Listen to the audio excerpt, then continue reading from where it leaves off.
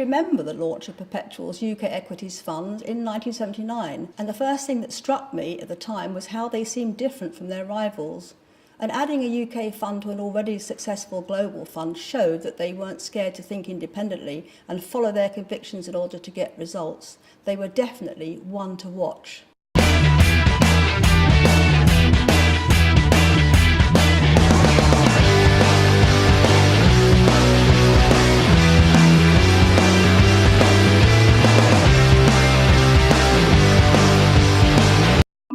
In 1981 saw Perpetual receive the Money Observer Best Income Trust of the Year award.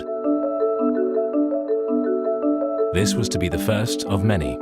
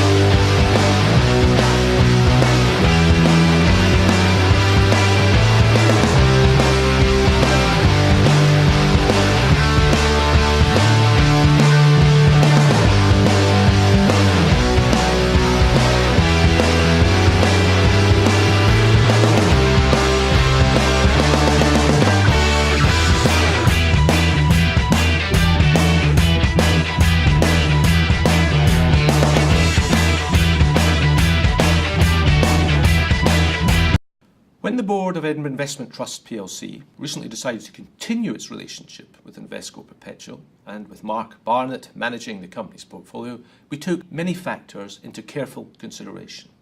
And we came to the conclusion that a continuing relationship with Invesco Perpetual was really the best option for the company and, of course, for our shareholders. Mark's performance track record is very, very impressive, founded on his active, value-driven investment approach and long-term focus. These were the fundamentals which made us take our decision.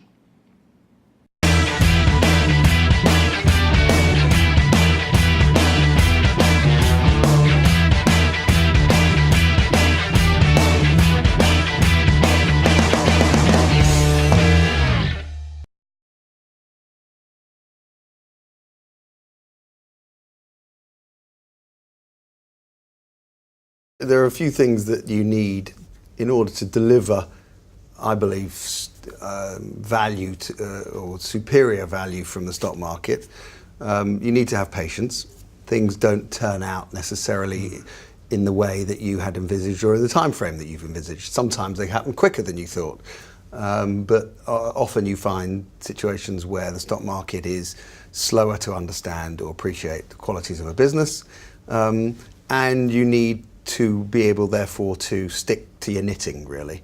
If you've identified a company that you believe has the qualities that you want to own, the stock market is undervaluing it. In other words, you can buy £1 worth of value for 50p.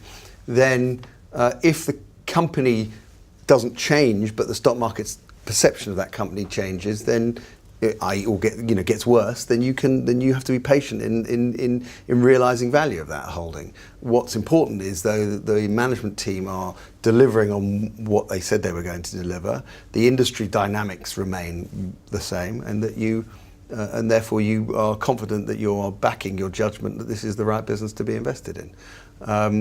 Other times you have to be more flexible. When you get these things wrong. I mean, you don't get every decision right, and clearly there are certain elements of investing which are always going to remain unknown when you buy a share, however much you try and minimize that. Sometimes when you get it wrong, you have to be pragmatic and you move on.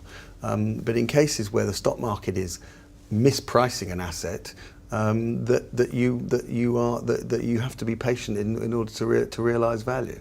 And in the case of buying shares which deliver a dividend, clearly time is on your side in a company which is paying you a yield just for holding it.